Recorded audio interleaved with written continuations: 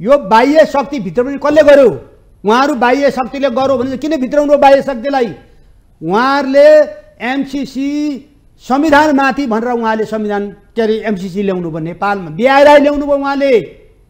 किन उहाँले संविधान सभाबाट पास नगरी पनि त चन्दा लिन सकिन्छ नि त, होइन र? तर एमसीसी संविधानभन्दा माथि उहाँले किन लियो? हो बाह्य शक्ति उहाँले नेपालमा किन भित्राउनु भयो?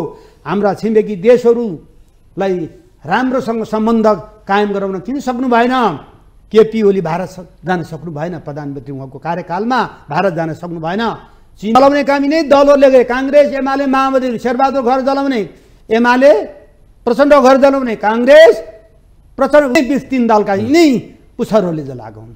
यिनीहरूले नि हो बाह्य शक्ति यसमा होइन। यिनीहरूले किन मुद्दा कसका? यिनै 3टा दलका, काङ्ग्रेस, एमाले, माओवादीका मुद्दाहरू। हेर्नुहोस् त्यो होइन,